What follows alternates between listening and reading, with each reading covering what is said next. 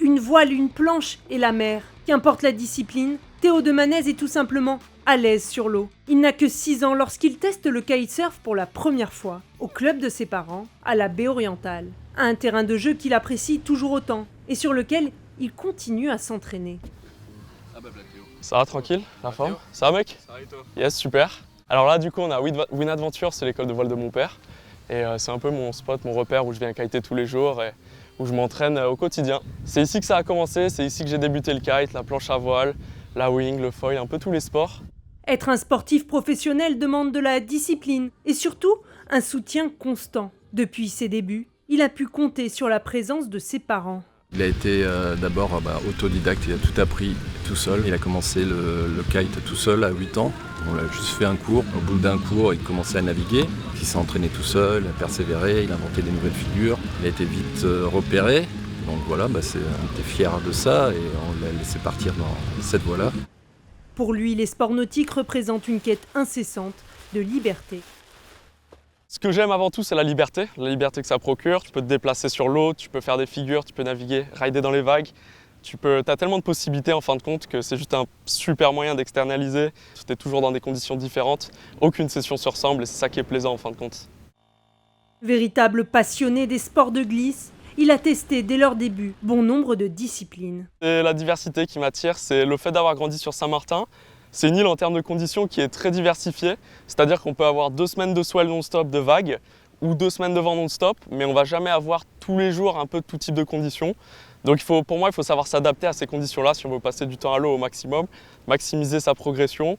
Et c'est ce que j'ai toujours fait ici, j'ai toujours jonglé entre 6-7 différents sports nautiques. Comme chaque matin, Théo vérifie les conditions. Et même si le vent est faible et la mer plutôt calme, il va s'entraîner. Alors là du coup, petite session de kite, c'est pas très fort le vent, mais on va y aller en kite foil, donc ça devrait le faire. Et ouais, on va s'entraîner un peu, des belles conditions. La mer est belle, c'est parti.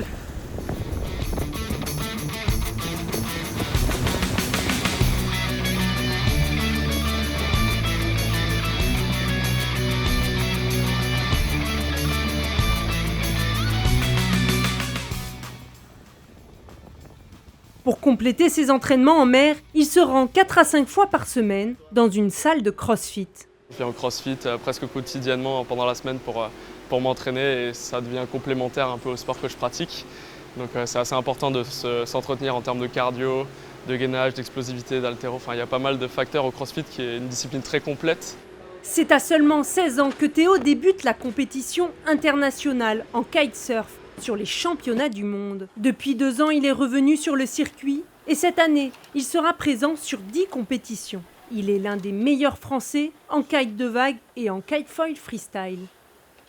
La compétition, c'est quelque chose qui m'attire très franchement parce que j'aime le challenge, se confronter à d'autres riders, se confronter à soi-même parce qu'au final, c'est les performances qu'on exprime sur l'eau qui vont déterminer si on peut faire quelque chose ou non. Donc au final, c'est ce challenge-là qui m'intéresse énormément et qui me pousse à me surpasser au quotidien. Mes objectifs sur l'année, c'est de réussir à être le plus performant sur l'année, essayer d'être régulier, avoir des bons résultats et au classement général sur les championnats du monde, avoir un bon positionnement.